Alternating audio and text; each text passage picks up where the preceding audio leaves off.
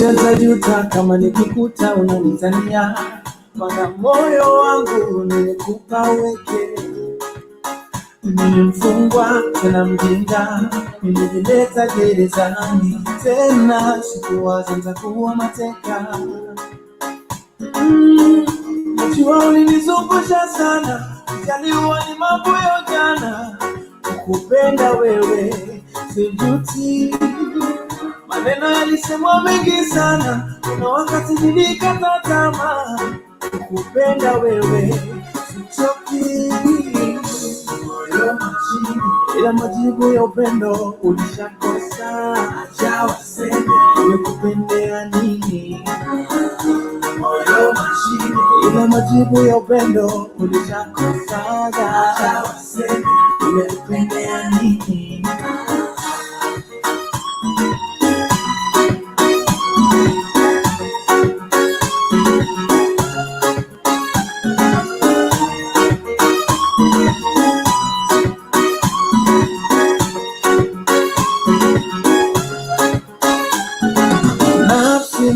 Tuma upendo uko nje ya maneno, ila vitendo. Kama bubu akipenda atanena vipi kwa maneno, sina vitendo. Kiziwi hata ukimwambia nakupenda wala hasiki, ila vitendo. Wewe sijui sababu za kukupenda, siwezi sema ila utaona. Najua ulinizungusha sana, jaliwa ni mambo ya jana, kukupenda wewe sijuti. Maneno yalisemwa mengi sana, kuna wakati nilikata tamaa, kukupenda wewe sichoki. Moyo machini, ila majibu ya upendo ulishakosa. Acha waseme nimekupendea nini. Moyo machini, ila majibu ya upendo ulishakosa. Acha waseme nimekupendea nini. Oh, kama moyo ulisimama nilipopona, ukongea ukucheka nilikona tu, na tabia sikufahamu. Kadhalika mwanadamu, ukipenda usishangae mpofu wa moyo. Kumbe moyo ulirubuni, ukusema umependa nini. Moyo machini, ila majibu ya upendo ulishakosa. Acha waseme nimekupendea nini. Moyo machini, ila majibu ya upendo ulishakosa. Acha waseme nimekupendea nini.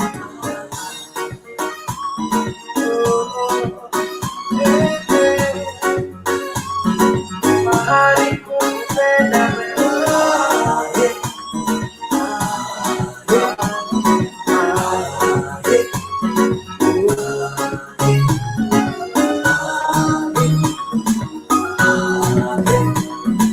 All right.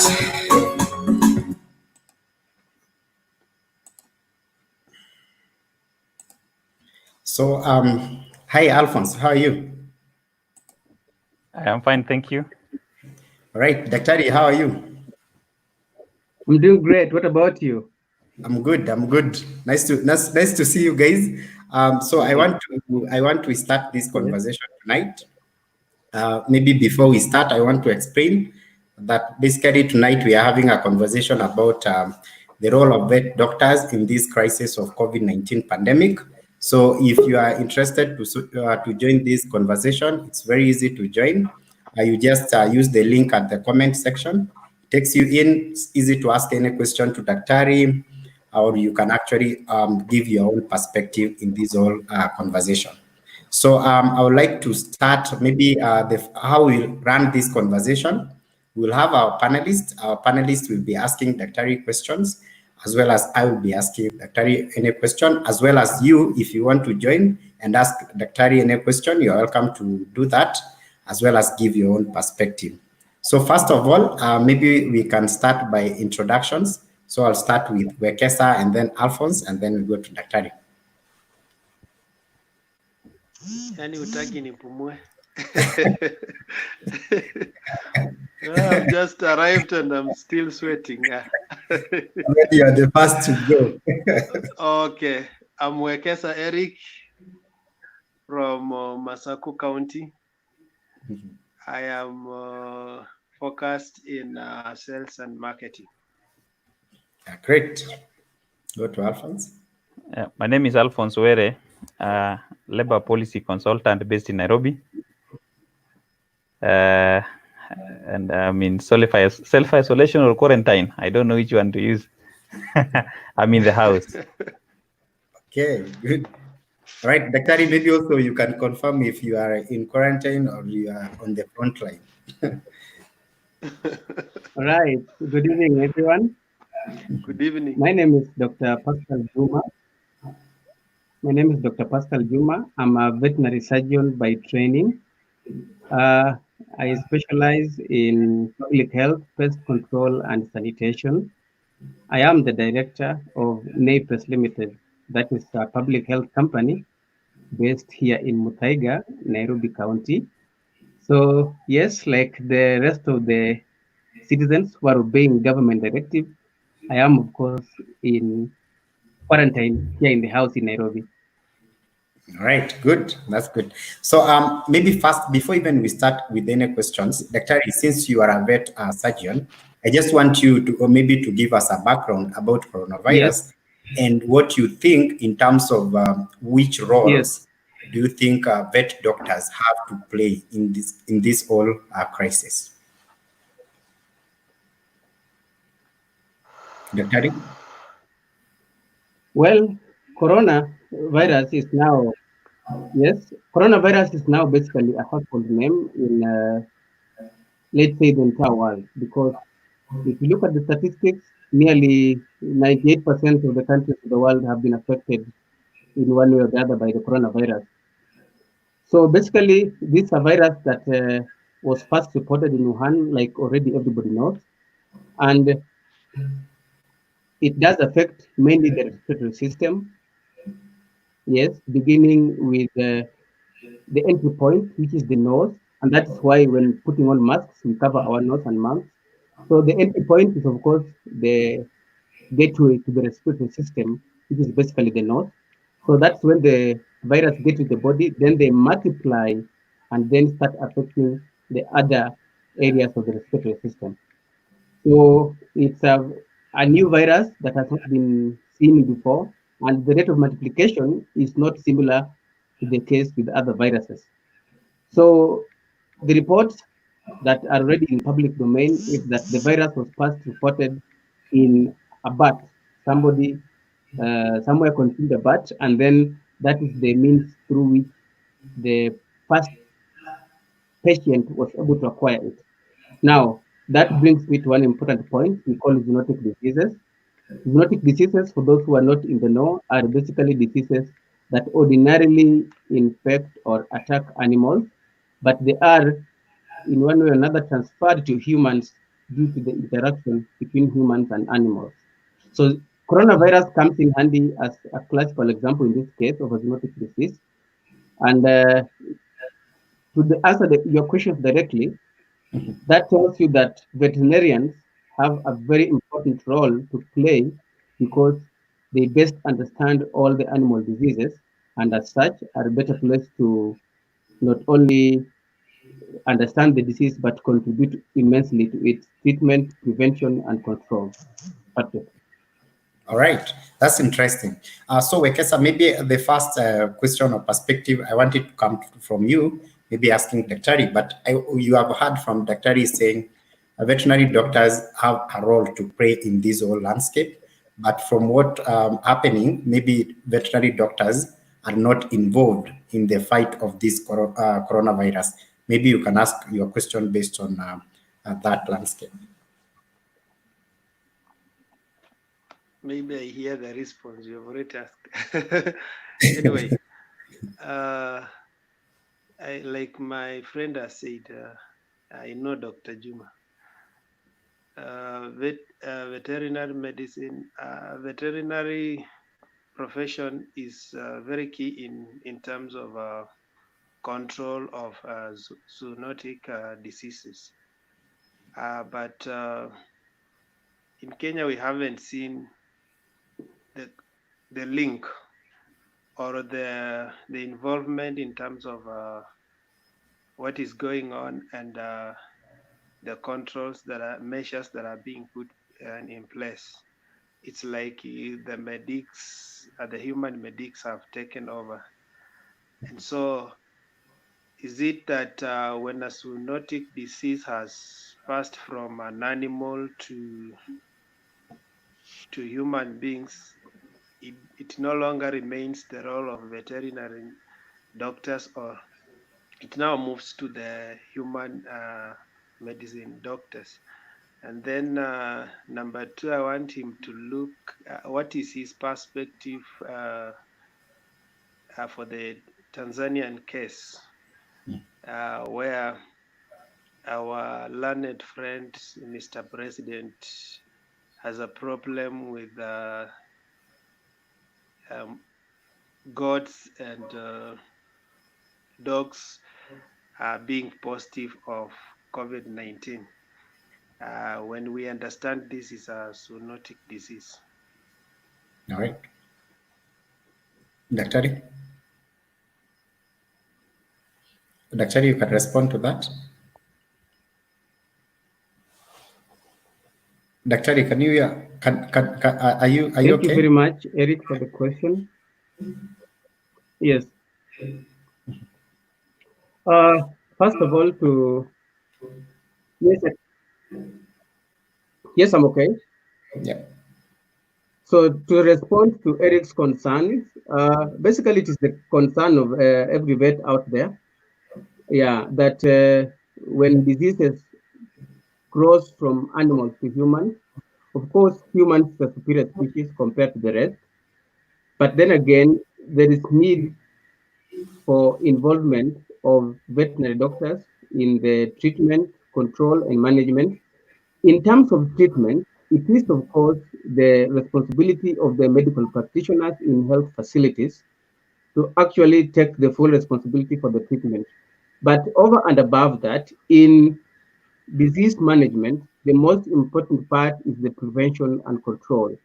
So it is important that veterinarians are involved at every stage in the preventive measures, because globally, veterinarians play a very important role in the public health, both in terms of diagnosis, surveillance, epidemiology, prevention, and elimination of various illnesses. In this case, corona being the most important one. So yes, like Eric has rightfully observed, when diseases cross from animals to humans, then the focus and attention becomes more on humans.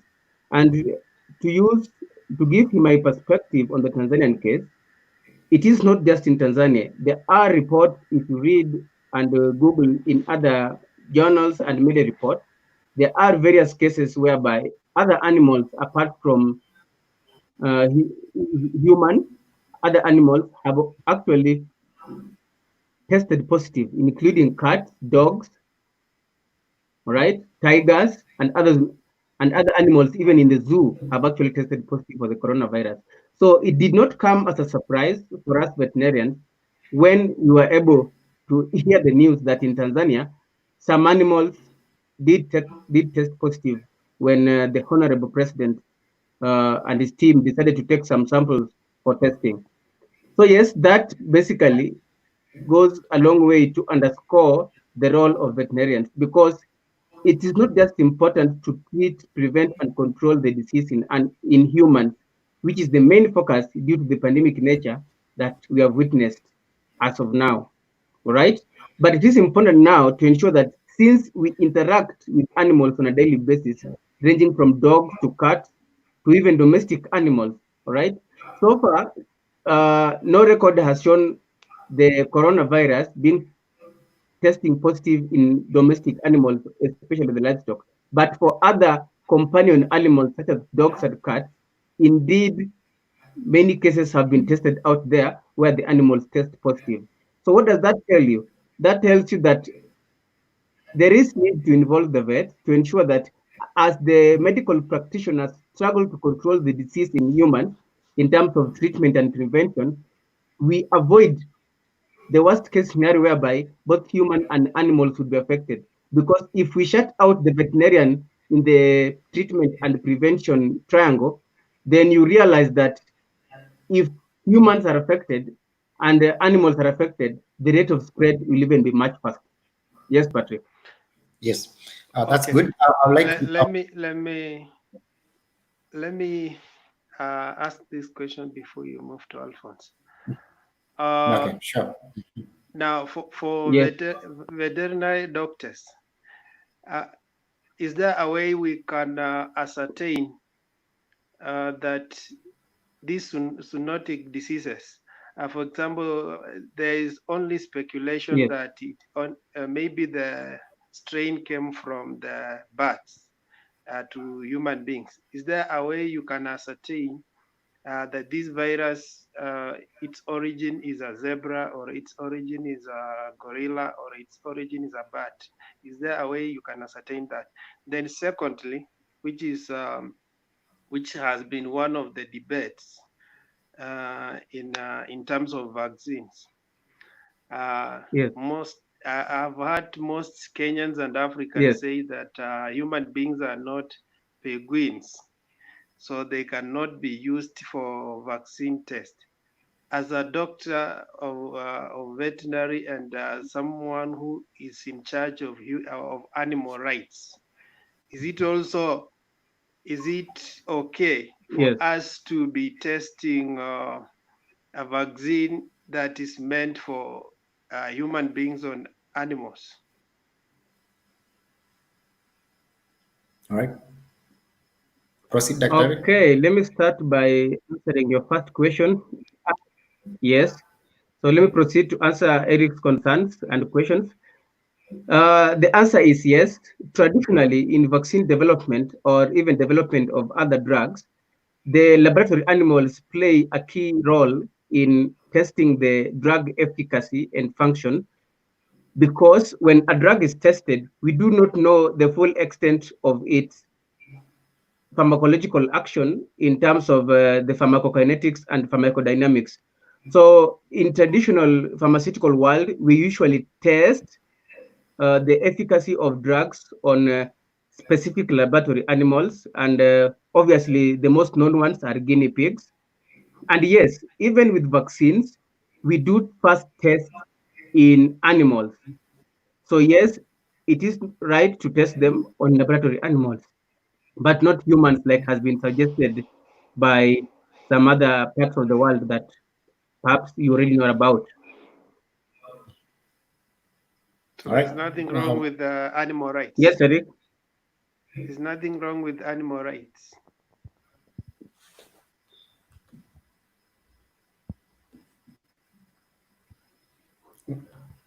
In terms of animal rights basically focus more on domestic or companion animals. For the sake of research and drug and vaccine development, it is perfectly okay, even for those of us veterinarians who champion for animal rights, which indeed is part of our veterinarian oath. We fully approve of use of laboratory animals for the sake of development of drugs and vaccines. Okay. All right. So I'd like to move to Alphonse. Alphonse, Yes, maybe Patrick? you can. Yes, I'd like maybe Alphonse now to ask his question or a perspective from his side. Yeah, I don't necessarily have a question at this point. What I'm observing is a concern that Dr. Pascal is raising. What is likely to happen, the worst case scenario is we are currently targeting tests among human beings who live with animals, both the pets, the livestock, and others around them, maybe even the rodents. So it's possible that we can be passing this disease, this virus from humans to these animals, but we are focusing on the testing of humans alone. So humans, we can end up managing the humans, and then we keep quiet as if it has gone down. And then now another wave comes, which comes from animals from all corners. Maybe I want to hear Daktari's view on that possibility and what should be the remedy at this point in time to manage such a situation. All right.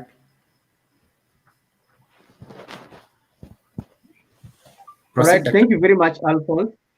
Yes, thank you very much, Alphonse. And that brings me to, I think, an area that Eric also raised, but I didn't quite clarify. Eric asked that, is it possible to indeed ascertain the source of the virus, whether it was indeed the bat or... So what I want to ask or clarify is this. As per the information provided by the researchers in Wuhan, where the disease started, it was originally in the bat, right? The bat, BAT, the only flying mammal. Now, for the purpose of understanding this disease, we will indeed proceed with the assumption or the knowledge that indeed the origin of the virus is the bat. Now, one thing I would also like to clarify is that coronavirus is basically a representative of a group of viruses of similar nature that basically attack the respiratory system, causing severe respiratory diseases. So the specific one that was given the code 19 because it started in the year 2019 was a unique strain in terms of the manner in which it was presenting the disease condition. Now, to address the concerns of Alphonse, it is indeed imperative that we now understand that the worst case scenario is one in which if we choose to focus much on the human infection at the expense of animals, because now that we've already said initially it was in a bat is an animal, and then we already have evidence out there that the disease has tested positive in other animals, and especially the domestic animals. We're talking about the cats, we're talking about the dogs. Then if we leave the players, namely the veterinarians, out of the equation, then it means that we'll have another bad situation whereby we stop it in humans and then it is in animals, then it basically comes back to us. And I believe that as per public knowledge, we already want this thing to go as soon as possible because it has really constrained the way we live. It has disrupted our normalcy. So we definitely want a return to normalcy as soon as possible. But that won't be possible if we are not able to control it both in humans and animals. Over to you, Patrick. All right. Yeah. Alphonse, do you have any other concern you want to address before we move? Yes, Patrick. Yeah, I'm asking. Okay, Alphonse. Do Yeah, you have any other? I've gotten what Dr. has said. How will we best involve our vet practitioners and specialists in this process? What is your advice to the authorities and the people managing the COVID-19 response in terms of involving the veterinary professionals? All right, Dr. Dr. You can respond to that.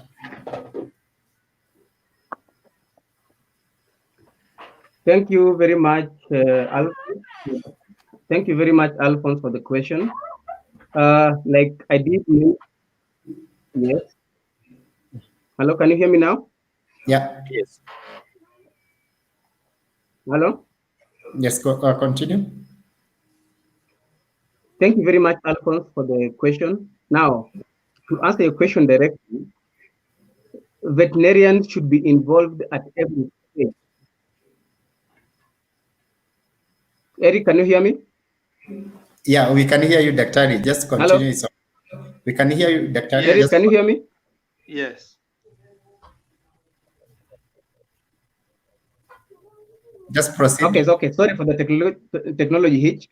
Now, I want to proceed straight to answer the concern raised by Alphonse. Now, veterinarians need to be involved at every stage in the prevention and control of the COVID-19 disease. Why do I say so? I say so because globally, veterinarians ordinarily, even before the emergence of this disease, play a critical role in the public health sector, especially the veterinary public health, in terms of diagnosis, surveillance, epidemiology, control, prevention, and elimination of zoonotic diseases, even in terms of management of health aspects of the same laboratory animals in which we will be able to test the drugs or vaccines for the disease, in terms of biomedical research, in terms of health education and extension, in terms of promoting and control of biological products. Now, to answer Alphonse's question, I want to say that veterinarians should be involved in this manner. For example, there is something called biosecurity. So basically, this whole clarion call for prevention of COVID-19 in terms of sanitization of the hands using the hand sanitizers is basically a way of doing what we call biosecurity. Biosecurity are basically those measures that are taken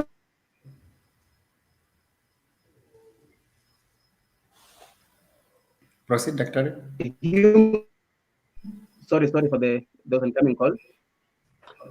So just to clarify, veterinarians should be involved at every stage in the prevention and control of the COVID-19. And this is how to do it.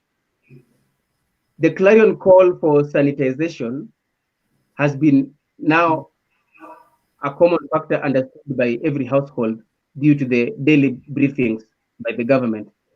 Now, the veterinarians are the ones that are usually involved in terms of this sanitization, then there is disinfection. So for example, what we do at NAPES Limited is fumigation and disinfection of infested premises, all right? So when a premise such as a working table in an office, a chair, an armchair, the banisters are those guardrails that you put your hands on when you're climbing the stairs, or basically any other place where the hands can get into contact. You may have touched this, a doorknob, for example, in a toilet, when you open a door. So basically there is need for biosecurity. And indeed, it is the veterinarians who are largely involved in biosecurity activities. What is biosecurity? Biosecurity are those measures taken by humans to avoid or prevent the entry of microorganisms that cause disease. We call them pathogens in medical language. Basically, we are talking about the bacteria, the viruses, the fungi, and even the mycoplasma and other disease-causing organisms.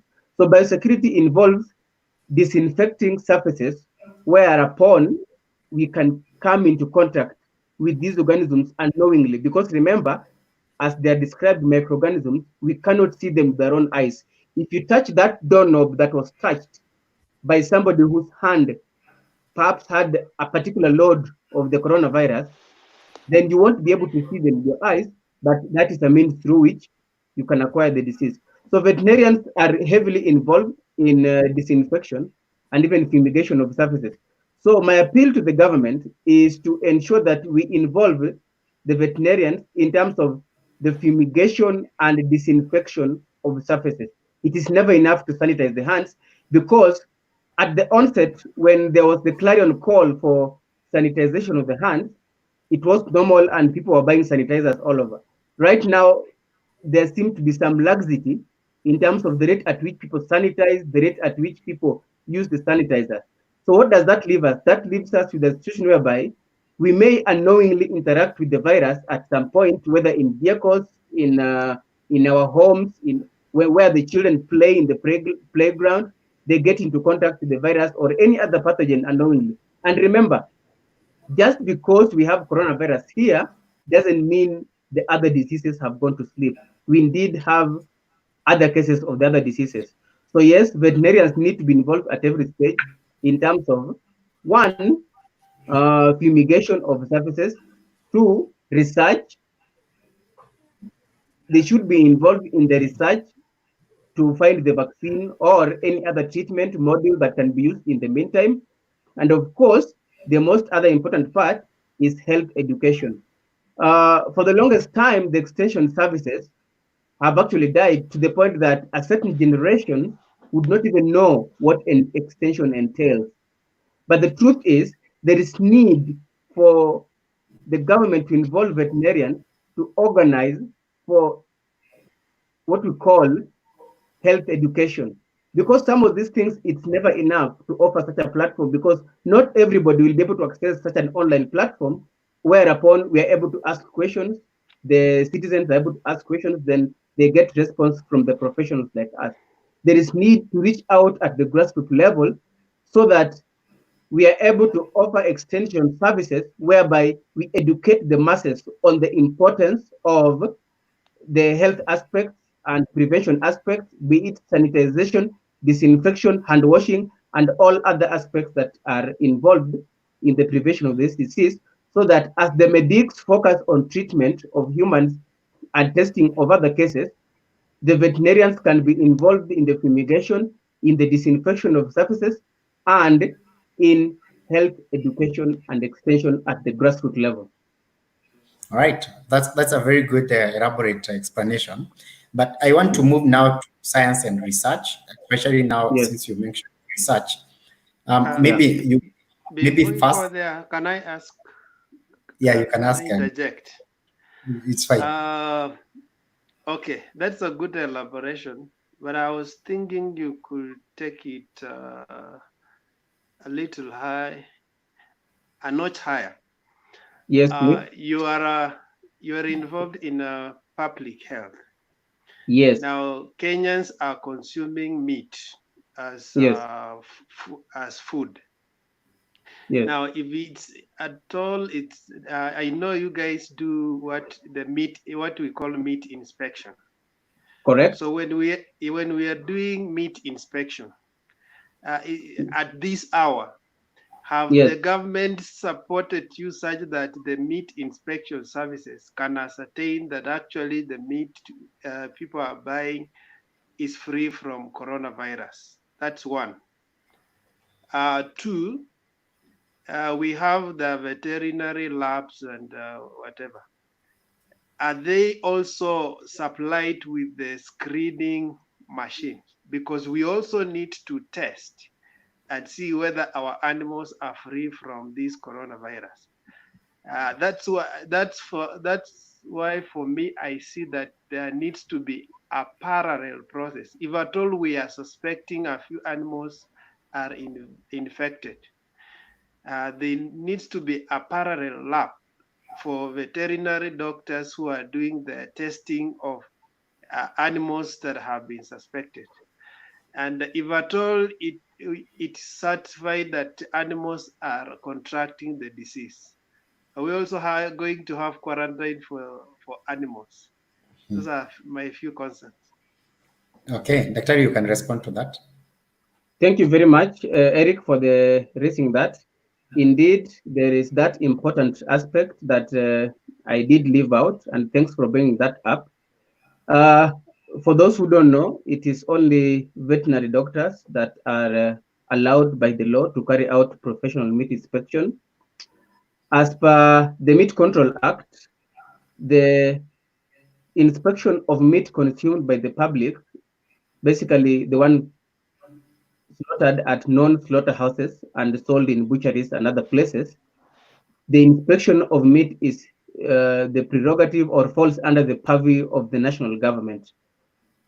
So basically, you realize that, as it were, I have not seen any heightened effort that can be said to be towards increasing the rate of meat inspection to ensure that all the meat we consume are free from coronavirus or any other disease. So indeed, the government has not been supportive, or at least to the best of my knowledge, not much has come out strongly to emphasize that aspect whereby the meat is thoroughly inspected more than it is usually inspected. Because to the best of my knowledge, I know for sure that meat is usually inspected, meat that is consumed by Kenyans. But there has been no heightened effort to ensure that there is now a thorough meat inspection to ensure that whatever animals we slaughter are now free from coronavirus or any other disease. All right. So there, I would like to appeal to the government to heighten their efforts to ensure that we inspect meat more thorough, and in line with that, we would want a situation whereby licensed private practitioners are also given the opportunity to inspect meat and share the reports with the government, so that it becomes a collective responsibility to ensure that that innocent Kenyan who has no idea where the meat comes from, who only meets the meat in the supermarket or in the butchery, is also comfortable knowing that somebody somewhere is working hard to ensure that the meat he consumes is thoroughly inspected and free of any disease. So the second concern from Eric was about the veterinary laboratories. As it stands, there are no screening done for animals at the Central Veterinary Laboratory, to the best of my knowledge. And as such, I would also, in the same breath, appeal to the government to ensure that they make the Central Veterinary Investigation Laboratories, which happens to be where the Director of Veterinary Services offices are, to ensure that it becomes a screening center, all right, and even a testing center for coronavirus for animals, so that we ensure that no case emerge or are found in animals. And should there be such, like it was suggested, it is important that the animals be quarantined. Then we be developing statistics for both humans and animals, if any. Because like we already said at the beginning of the show, is that the worst case scenario would be that in which we have a decrease in infection in humans and then an upsurge in animals, because it will take us round in circles. All right. That's, I think it's well handled, Wekesa. Good. Yes. So I want us to move to science and research. Maybe maybe before the questions are asked in this topic, I want maybe you Yes. to elaborate in terms of science and research, especially in veterinary.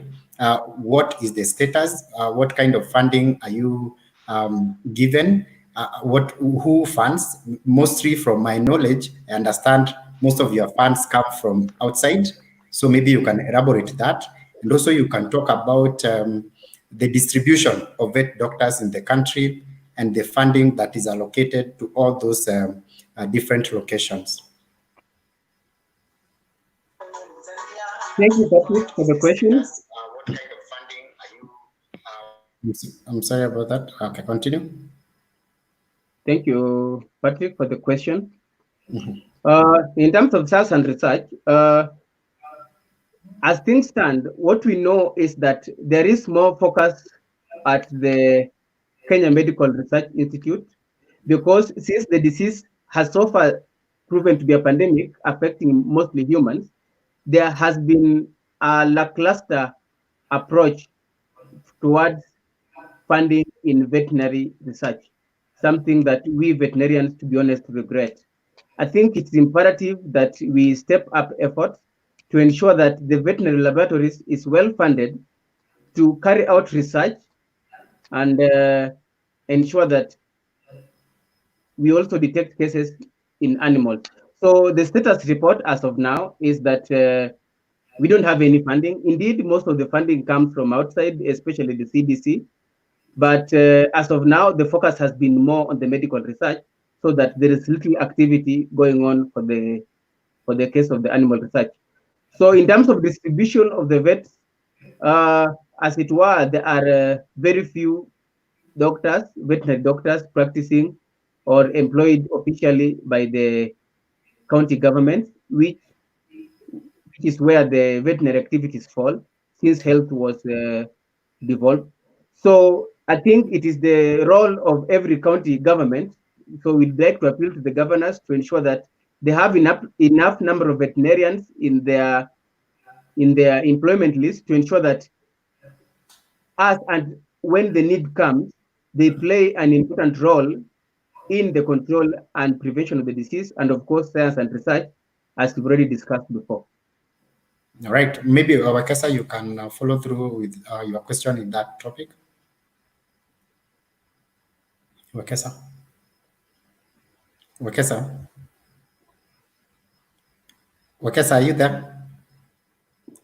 All right. Maybe we can go to Alphonse. Alphonse, you can follow through with your question in that topic. I'm not sure if it's a follow through, but my interest is this is underpinning a very key thing that public health and the human health included has a lot to do with vets. So vets are not an outsiders in the health sector at all. As a result, I want to know, because I'm aware that the government has not been employing vet doctors for a long time. What will be the recommendation when it comes to human resourcing, looking at our new structure of government, county level wards, we have county, we have sub-county, and we need resourcing of these vets. What will be your proposal when it comes to first human resourcing of the vets, but second, how will you want us to structure research, devolution of research of in the vet sector?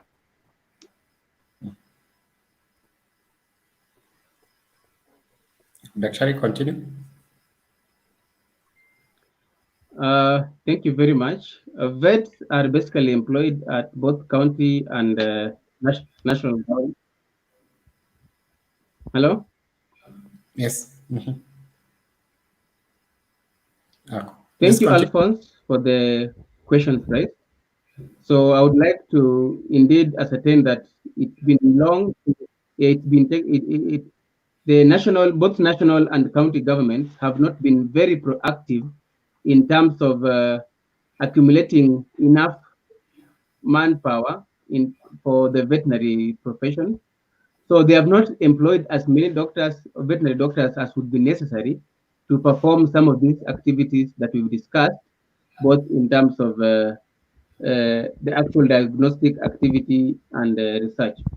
So what we'd like to appeal the government to do is that at the county level, it is now the prerogative of every county government to ensure that they take in as many veterinary doctors as possible and then involve them in the research activities, so that when we need to prevent the disease and develop the One Health approach, which is a concept that is now being embraced by most countries all over the world, then we are able to effectively manage in collaboration with the medical practitioners.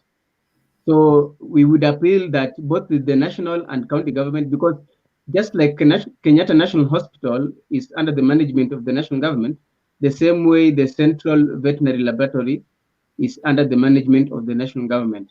And if I'm not wrong, most of the vets who are there had retired, and it has been quite a while since other new veterinarians were taken up to be involved in those activities. All right. Maybe now we can move to Wekesa. I hope, Wekesa, your network is okay now. Maybe you can ask your question in that topic of science and research. Yes, I understand. Up to now, the School of Veterinary Medicine is only based in Upper Kabete campus. And there are very few labs, the old ones, since the campus actually began. Is the government funding and developing new labs in terms of veterinary medicine profession? Or are we still relying on those old labs that were established long ago?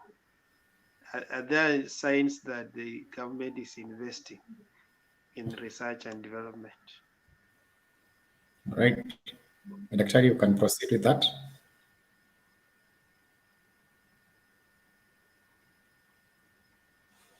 Thanks, Eric, for the question. I think the answer is an emphatic no. To the best of our knowledge, as things stand, the veterinary research laboratories are the central one, where it's in Kabete. We call it the Central Veterinary Laboratory. There is a satellite laboratory in Eldoret, whereby they do regional testing for the North Rift area. There is a veterinary laboratory in Nakuru. I'm not sure, but I think there's another one in Kericho. But as it stands, those are actually the only ones that were left by the colonial government. And to the best of my knowledge, no other veterinary laboratory has ever been developed. So I think you've raised an important point. It's important for the government to come up with more research laboratories in veterinary activities so that they are basically distributed all over the country. Thank you. Wekesa, do you have any other concern or you are satisfied? It's okay. Okay, good. So I want us to, we move to technology. We focus on technology and what technology can do in the whole landscape of humans and both to animals. In human, we are talking about telemedicine and telehealth.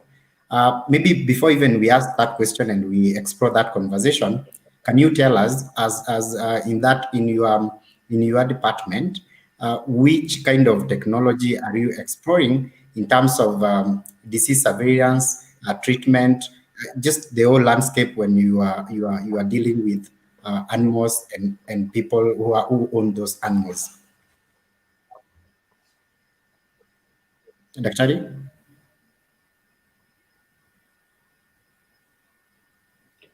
All right. In terms of technology, like the medical profession, we work together to ensure that we source useful information in terms of medical journals and veterinary journals, information that's already available in published veterinary research journals can be used effectively to extend useful information to the public that they need to know, so that every other time when there is new incoming information, so this information is basically made available through online platforms such as the updated veterinary manuals, all right, and other apps. For example, there is an app called the Mark Veterinary Manual. It's an app that has the updated information on the latest research and information concerning all the diseases, including the coronavirus disease. So basically, technology comes in handy in terms of providing this information, especially latest and accurate research information that can be readily shared with the public during the extension services that we are talking about and health education. All right. Maybe I want maybe Wekesa and Alphonse to ask questions in that topic of technology and just technology and data. Wekesa? Maybe I will want to know. For now, we are talking about equipping in terms of the emergency services for human doctors. But now when we look on the veterinary doctors, how do we really have the mobile clinics or the ambulances? If at all my horse or my donkey has had an accident and I need a quick treatment, do we have those emergency services in veterinary doctor profession? Doctor, you can proceed.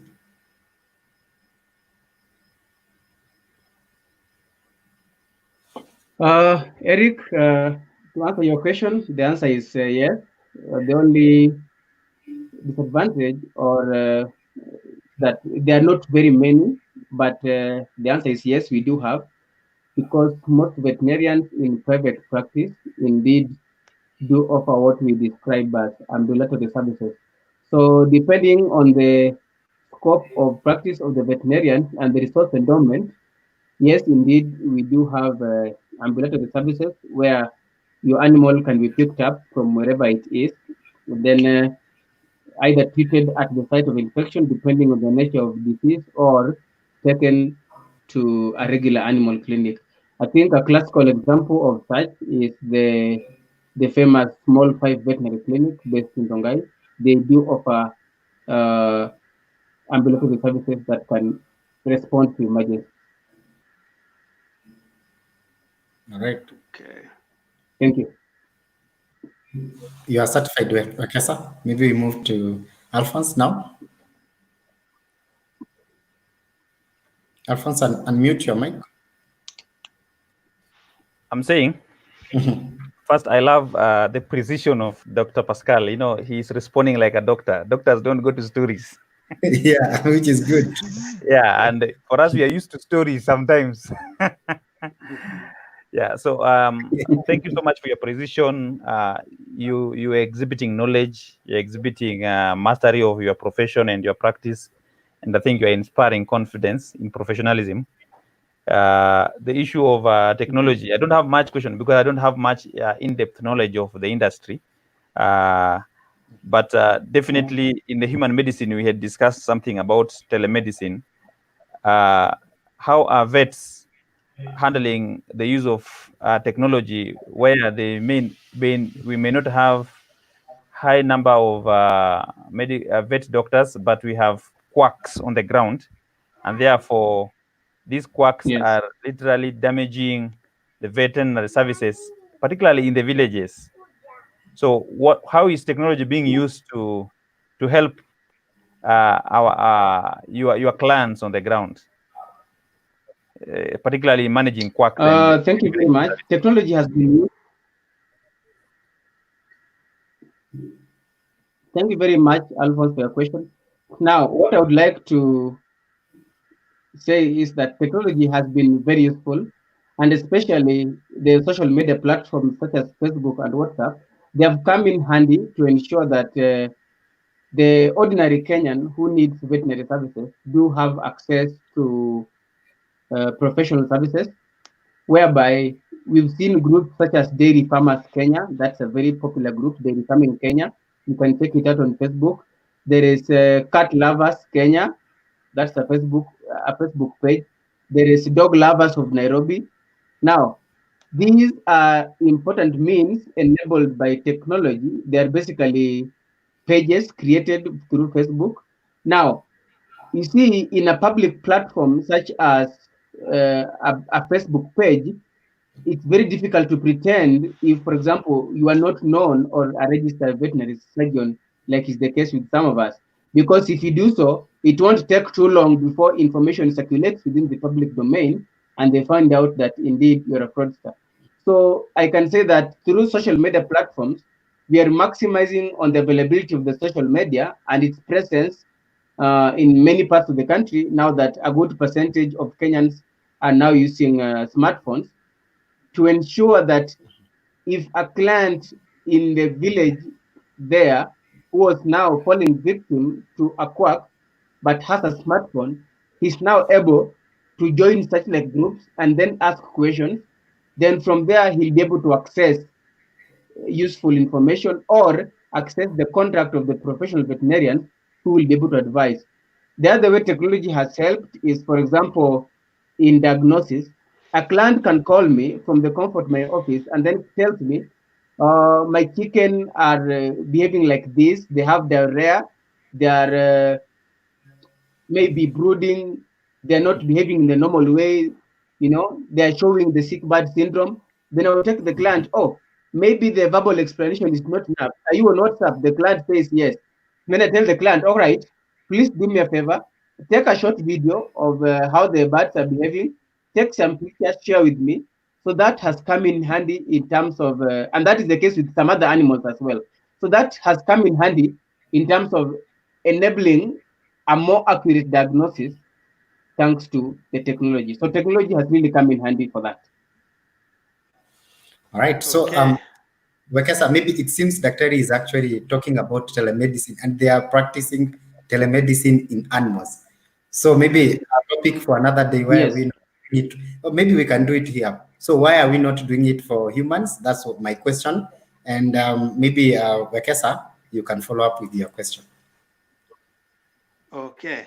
So I wanted to ask, I've seen a few clips on social media where dogs Yes. or actually pets, dogs and cats are wearing masks, and they are perfectly wearing masks. in the dogs or on the pets training. How is Yes. this possible, and how do we enhance pets training such that most people own pets, but they are not trained, Yes. as Yes. and therefore they are not very useful. And we always see this as a Western culture. And in fact, most people import pets which are already trained. But I think you can create awareness in Kenya that indeed there are Yes. services for training pets, and you can make your pets more useful than just what people traditionally focus on. Right, Doctor, you can respond to that. Yes, Eric. I would just like to clarify one thing that training of dogs are very much there in Kenya, and we have good trainers who can actually train your dog both for obedience, aggression, and even attack. So yes, the public can always source information from veterinary professionals, and indeed, from my part, I can confirm that many of the times that clients have been able to ask me about how to train their dogs and where to, and we have a list of known dog trainers that do very excellent work that should be able to do a perfect work in terms of training the dogs. And even for those pet owners, where they take them in their veterinary clinics, they usually access useful information as to how to train their dogs to perform the specific required activities for which they are kept. All right. Okay. So, Dr. my question is just like I asked. It seems you are actually practicing Yes. telemedicine in and from my understanding, I also own pets like dogs. So, from my Wow. observation, Good. is they actually respond. Yes. They respond very well to human medicine. So, why is it so Yes. difficult for us to actually maybe do telemedicine in the country, from your own observation, for humans? From my own Dr. observation, yes, Eric. Yes, Patrick. So what I can say that from my own observation, I think in terms of the legislative regulation that control the dispensing and use of human drugs, they are more stringent, unlike the case with the veterinary drugs. So that should, for example, a medical doctor tell you that if you are feeling unwell, maybe you call your medical doctor and tells you take this, and that by the phone, which is what we call telemedicine. Then two things will happen. One, the prescription will have been made in such a manner that it may not necessarily correspond with the disease which you are suffering from, because he will have made a not so let me call it a not so accurate diagnosis. Number two, in terms of the responsibility, should the drug backfire, right? The patient may have the right to sue. So because of such fears, that is why most mainstream medical practitioners are actually reluctant to allow for telemedicine. That's my opinion. Okay. All right. Wekesa, maybe we can move to Yeah. food production in for animals. Maybe you can ask your question in that topic of food production and what we observe in the country. Okay. I think if I focus on food production, I want to ask Daktari, do you feel disadvantaged right now? Or we used to have a ministry of livestock.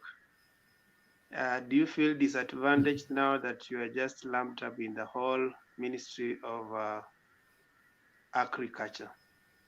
And do you feel as doctors your issues are best addressed the same way we have actual Ministry of Health that is focused on health alone.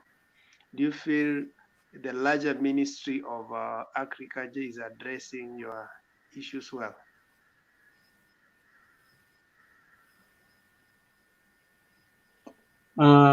Eric, I think since the Ministry of Livestock and Department of Veterinary Services was lumped up to be under the Ministry of Agriculture, as it were, it's a large ministry, so chances are there'll be more focus on the agriculture side, which unfortunately is the case. And I think perhaps now that the questions have answered before in terms of, for example, limited research funding by the veterinary laboratories, lack of manpower. So these are the results of uh, the veterinary department or livestock ministry being under the Ministry of Agriculture. So these are some of the disadvantages that come through when the entire ministry or other activities is lumped up under the Ministry of Agriculture. So to answer your question directly, I think the answer is yes, we are indeed disadvantaged in that aspect because more focus and resources are allocated to the agricultural sector. Yeah, now the nation is suffering so much in terms of food security. And part of our challenge year in, year out is that we have a season where there's plenty of production. In terms of even pasture, we have plenty of pasture for our animals. Then there comes a drought season and all our animals start dying. We have, and most of the time, pastoralists suffer that fate.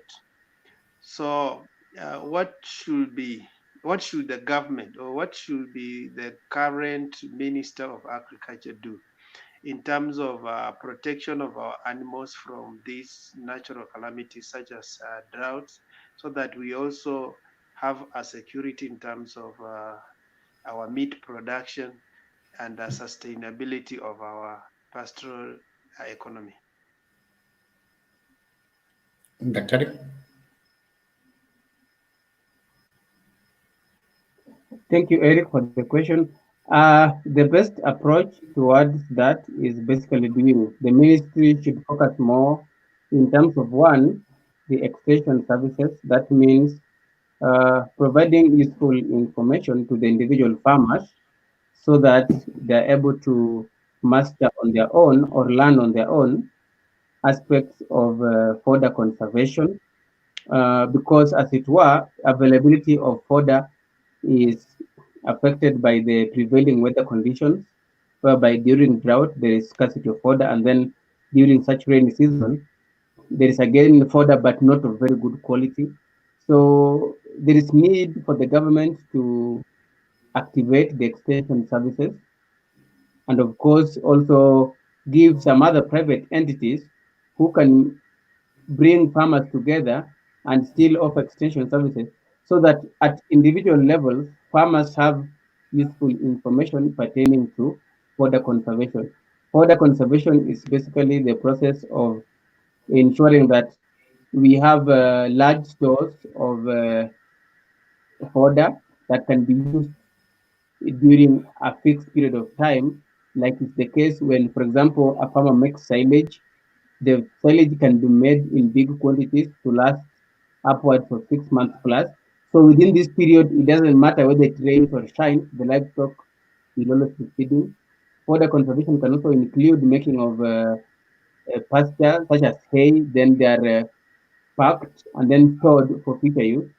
So that now we beat the situation whereby when there is dry season, we don't have feed and that kind of a situation.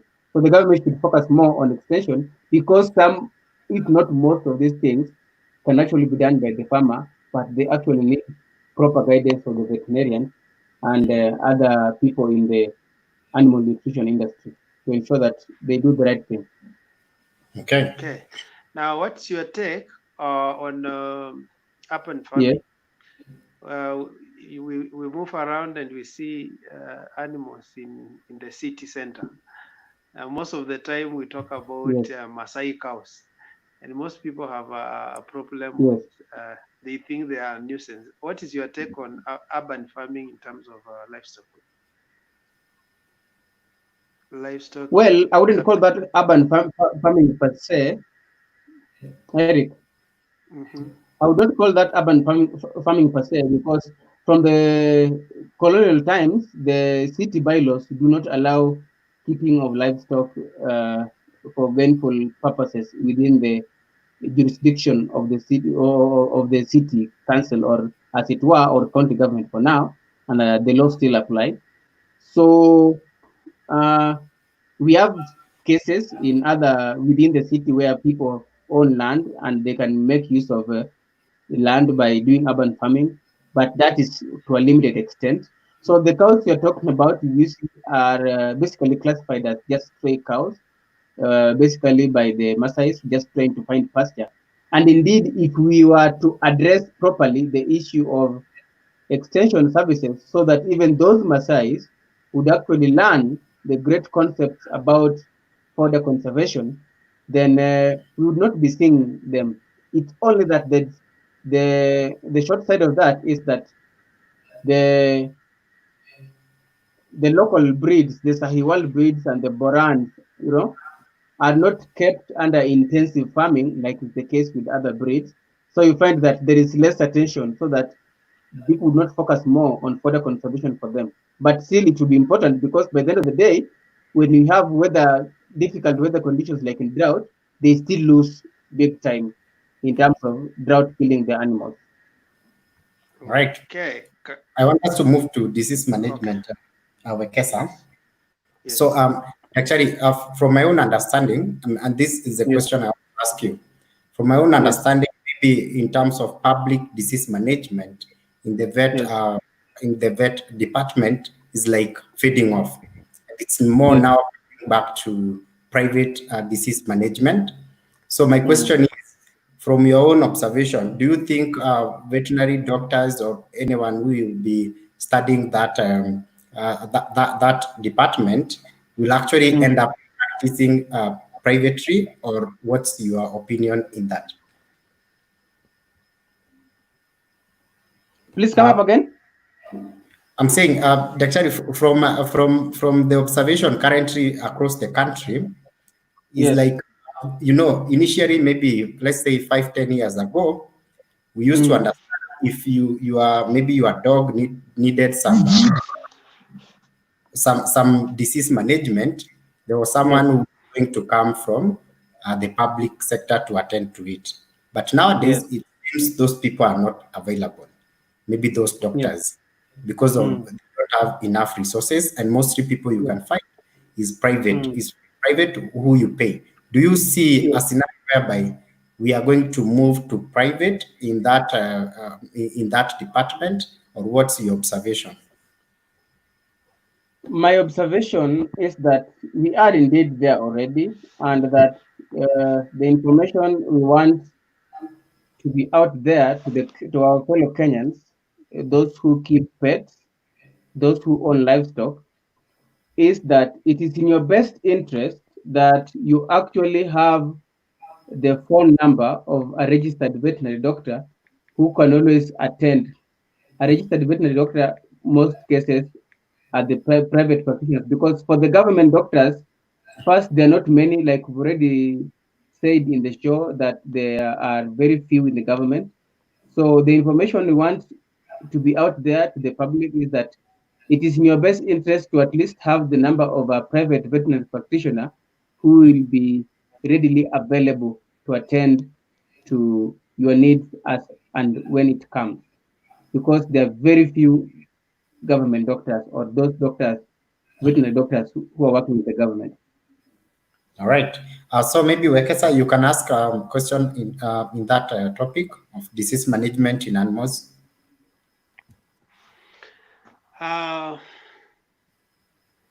Okay, thank you.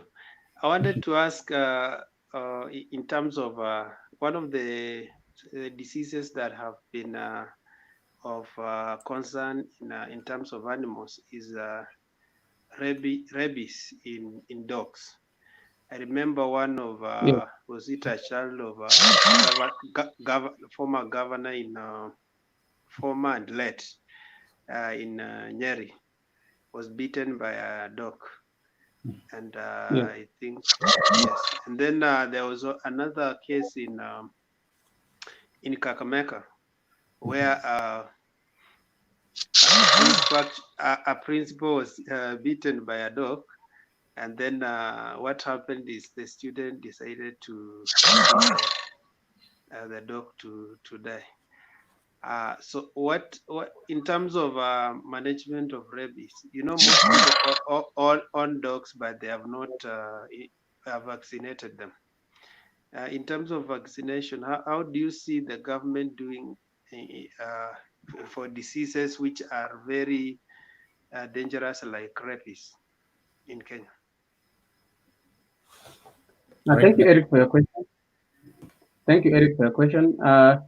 We would like the public to know that among the most relevant diseases that are described as zoonotic, namely diseases that transmit from animals to humans, rabies is the disease that almost comes to mind.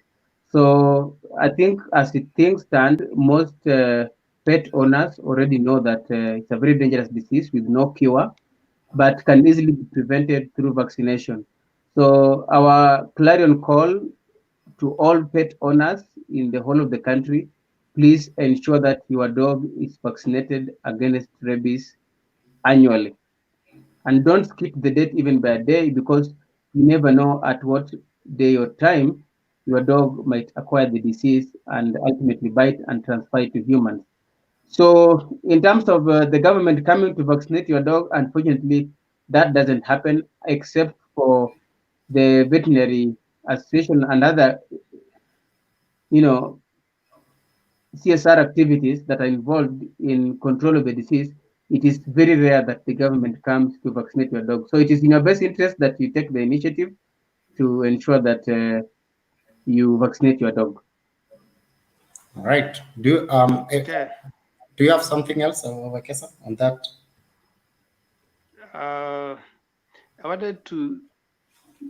I am in Eastern Kenya, and I've heard things. I don't know whether are myths or truth. Eastern, I'm in Machakos, to be specific. Yeah. There's a place called Kilimamboko. And the Kilimamboko, we are told, there are animals which come from that area. They are very strong. And we are told that that such bulls or cows are they are crossbreed from the buffaloes and the cows. Does crossbreeding between buffaloes and cows happen, or is just a myth? I think it's a myth. At some point, the colonialists used to do it, the colonialists who were doing farming at that level. But as of now, it remains a myth because, as we all know, a buffalo is among the big five. So nobody would even have the courage to approach a buffalo, let alone have the semen in the first place. There is no way you'd ever access the semen for a buffalo. Never. So that's a myth. All right. In terms of genetic composition today, can they produce? Can they mate? Yes, they can. Okay. Yeah, because they are of the same species. Yes. Same species. Okay. Yes, correct. So I want us to move to this topic, and this is our last topic, and then we will take our parting shots. So, Dr. Maybe now tell us, we are in a crisis, we are in a pandemic, the corona is here with us. Where do we go from here? Yes. So where do you go? Before we go, hello? Yes, okay, Patrick, can you hear me now? Yes, I can hear you. Yeah, before we go anywhere, we need to take into account all the prevention measures that we've discussed in this show. One, we need to heed the government call to ensure that we first quarantine like we are doing, because this show you can see we are doing it from different locations in our houses where we've quarantined ourselves, minimize movement. Number two, as it were, we need to constantly wash our hands. And there is something I would like to demystify. People think that washing your hands kills the virus. No, it doesn't. It washes the way. When you wash your hands, you simply create a medium in which the virus cannot thrive, right? So it's like basically in layman language, like you're washing away the virus. But what you're doing in scientific terms is basically creating a medium in which the virus cannot thrive. Remember, bacteria or virus or any other pathogen require a specific medium to thrive in. Now, moving on, I was explaining what do we do from here. One, we need to hit the government call and first, minimize movement. Two, sanitize our hands. Three, wash them. But remember, another thing that I would like to clarify is that washing your hands is more important than sanitization. All right? You only sanitize where you cannot wash. You understand? Very important that the public understands that you only sanitize where you cannot wash. But ideally, washing your hands is more important. So basically, we're in a crisis, but what we need to do is to work together to ensure that we do all it takes to minimize the spread of the disease so that we have as minimal cases as possible. We return to normalcy as soon as possible.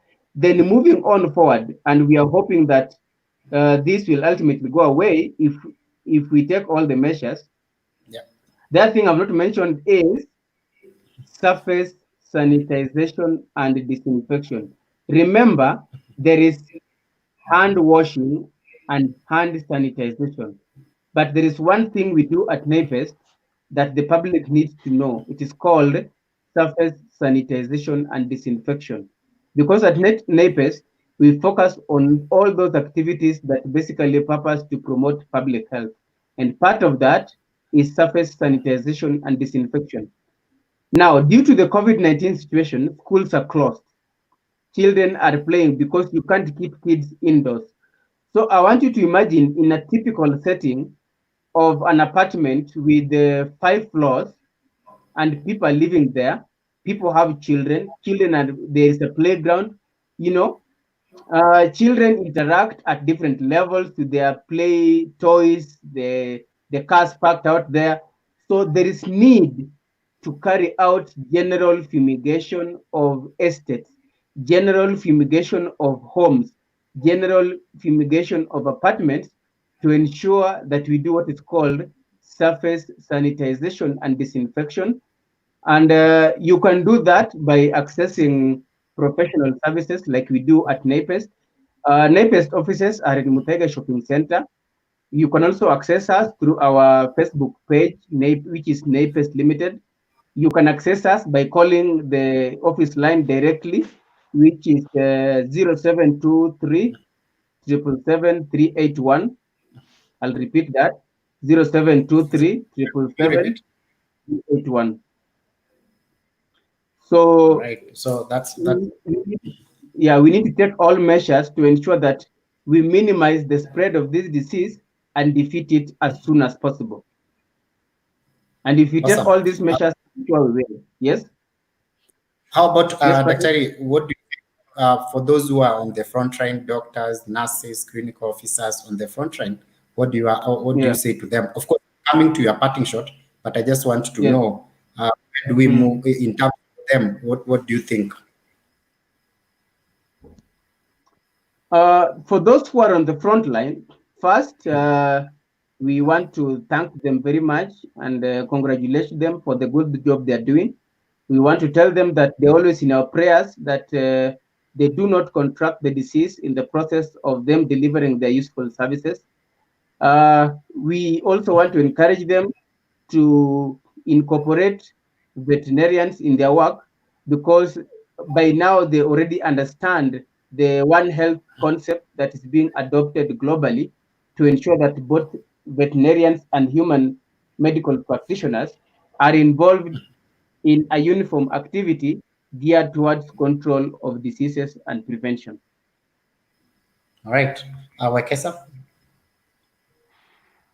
On the same question of where do we move from here, I think sometimes when you're not sure where to move, you rather stand still. Yeah.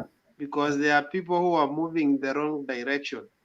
And part of it is that we have started moving from our homes and crowding in the streets.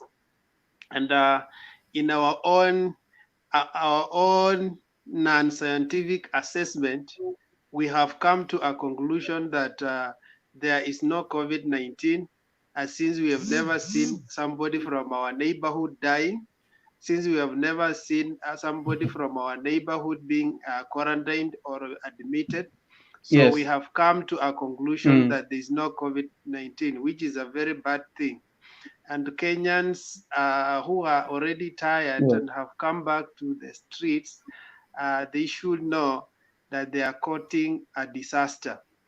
I will also want to say that for our leaders, they need to know what to say and how to say and when to say and what to say, because the problem we are having today is when I stand as a leader and I want to show the people that this actually is not a disease we are dealing with, but it's a war we are having. You are making the citizens to understand that we are just into a certain game. And so what happens, we lose the war of fighting the virus, and we begin now creating a war against ourselves, that it's this race fighting this, it's this country fighting this. Part of that revelation should only remain for the national intelligence, but for public consumption, they need to be given the simple and basic instructions of what they need to do. Otherwise, we are confusing the masses, and we are the ones to blame. Today, I've seen different, not countries, urban centers, people crowding and assuming that things have normalized. We should not go in that route, because we will be undoing what we have tried to manage in the last 6 weeks. You cannot go home, stay in the house, and then come back and do what you have done, while you know very well that that the disease is still in our midst. Kindly, let's be patient and follow the instructions until we are done with this disease. We are not through yet. Right, good. Thank you. That's a good parting shot to our Wekesa. Alphonse, maybe where do we go from here, as well as your parting shot? I think what I've learned is public health is a matter of the entire medical fraternity, whether vet or human medicine professionals. They need to be involved as a concerted medical front, and particularly for zoonotic diseases, leaving out vets will be leaving out almost 70%, because they deal with everything else apart from treating the patients who are human beings. But if the patients are animals, more qualified and have the capacity to deal with the diseases in the livestock, and other animals, whether wild or domesticated animals. So I think that's one thing I've picked. The other thing I've also picked is the government need to invest not just in one aspect of medical front, but veterinary medicine practice should also be given more attention and more sight, so that it's visible enough, and that includes what Dr. Pascal was talking about, that is having devolution of some research centers so that we have diversification or more allocation of resources in various locations, not just concentrated in one area. Lastly, the issue that I've picked from here is we should not just focus on disinfection and sanitization of hands. We also have what he referred to as surface disinfection and sanitization, which he also talks about, and he said it's very clear most of the contact we are going to have are contacts on surfaces. Our children will be in contact with surfaces. If those are, and if they have their friends, if you're in an apartment, as we use the lift, as we use the staircases, we will be in contact with those surfaces. So if one of us is affected, is actually ill, then we are likely to contract the condition that if we had surface disinfection, that would have been minimized. And therefore, their role, that may not be done by medical doctors, but it will human medical doctors, but it will be done by vet doctors or vet practitioners, and therefore their role becomes very critical in that manner. And I think the way forward, therefore, is let's have a concerted fight. Let's consider vet doctors as frontline in this fight. Initially, they had been left out, and but I know that the Gazette was amended. Gazette notice was amended to include them because they also deal with emergency cases of our livestock. So they must be allowed to travel at night because they are on call. They attend on call, and the pet's life, the livestock's life, and even the wildlife's life is as important as the human life. And they're the ones who will take care of all those lives away from the human life. So they should be given that chance and that prominence. So I am grateful for Dr. Pascal's time. I know doctors are usually very busy people. They prepare all the way, but him getting time to have a session with us and articulating these key things with us, I think that was in order. For this show, I think we should have another moment where we get more insights about veterinary, and there are many other aspects of veterinary that we need to know how we relate to and relate with. So I think, to me, that's what I will go for. Thank you very much, Alphonse, for that. I really will be following Daktari. We will be following you to come back, and then we can explore those other aspects of vet. All right, maybe now take us home, Daktari. No, right, maybe before Daktari, before Daktari takes us home, vets are the only doctors that eat their own patients when it's appropriate time. And he said that part of that is we need to have heightened meat inspection. I think that is very heavy. That is very key, because we might be avoiding to get in contact with COVID just to go and buy it in the butchery. Yeah. Yeah. So those are things that we need to get the expertise clearly, and they must be we must have some level of investment so that we don't just jump and say, Magufuli said that even animals can be COVID positive. So people ignore that as a joke. Yet it is possible that it's a zoonotic condition that can affect the other animals, and it came from animal to human beings. And number two, it's also possible that the kits being used are faulty. So the kits give results in a faulty way. So if vets were involved in the process, most likely they could have picked what maybe the human doctors who are now under more duress and pressure could have not been able to pick, and then they guide the process and they intensify the fight, success of the fight. All right. Thank you for that elaboration, Alphonse. Daktari, now take us home. Thank you very much, Patrick, and my other colleagues in the entire team, Mr. Alphonse Were, and of course, Mr. Wekesa.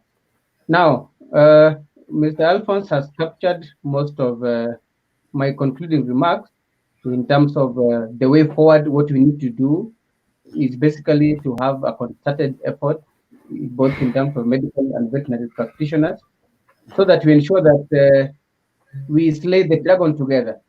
That concerted effort will lead to quicker results, because if, like they always say, if you want to go far, you work with people. So if you want us to go far and slay the dragon of COVID-19 as soon as possible, there is that need for concerted effort, so that as they overwhelm themselves with other treatment protocols, they give chance to other practitioners in the field, especially the veterinary doctors, to ensure that we give in the useful input that we need at this very useful moment to ensure that we slay the dragon of COVID-19 as soon as possible.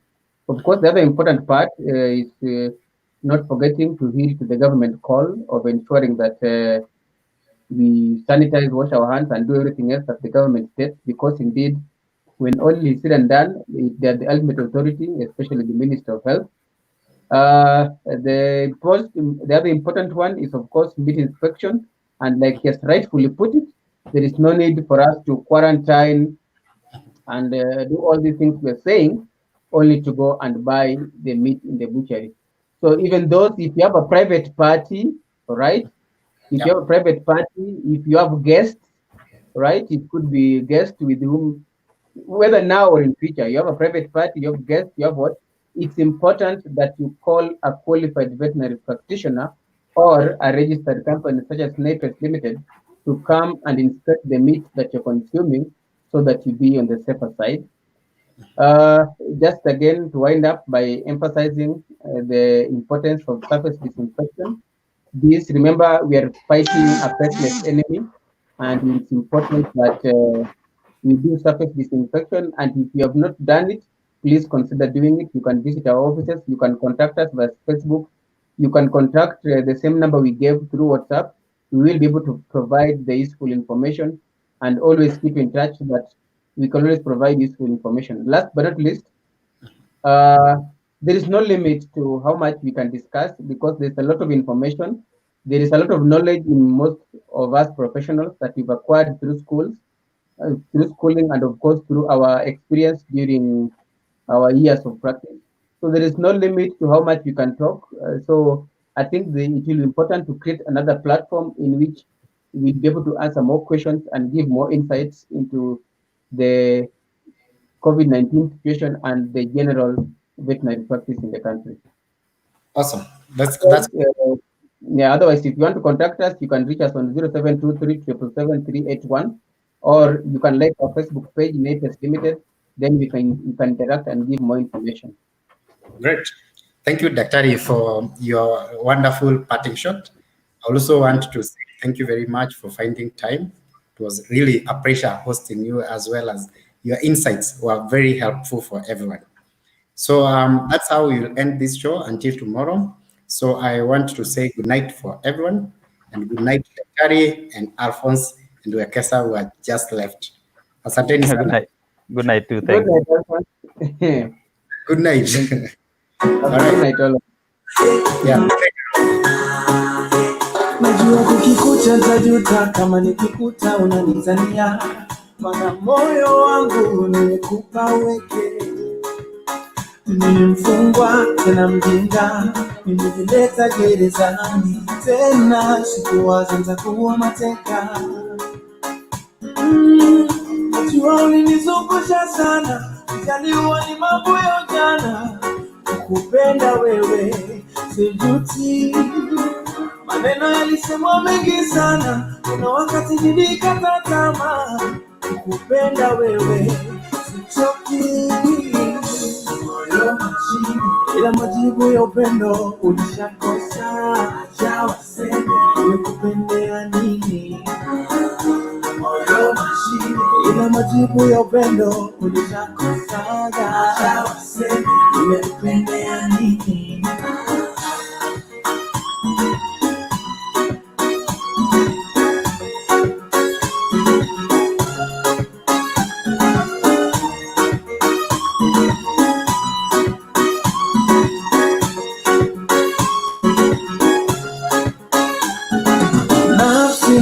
Tuna upendo uko nje ya maneno, ila vitendo. Kama bubu akipenda atamenya vipi kwa maneno, sina vitendo. Kiziwi hata ukimwambia nakupenda wala hasiki, ila vitendo. Wewe sijui sababu za kukupenda, siwezi sema ila utaona. Najua ulinizungusha sana, nikaliwa ni mambo ya ujana, kukupenda wewe sijuti. Maneno yalisemwa mengi sana, kuna wakati nilikata tamaa, kukupenda wewe sichoki. Moyo mashine, ila majibu ya upendo ulishakosa. Acha waseme nimekupendea nini. Moyo mashine, ila ila majibu ya upendo ulishakosaga. Acha waseme nimekupendea nini. Oh, kama moyo lisimama nilipopona, kuongea kukucheka nilikuona tu, na tabia sikufahamu, laganete mwanadamu. Ukipenda usishangae mpofu wa moyo, kumbe moyo ulirubuni ukusema umependa nini.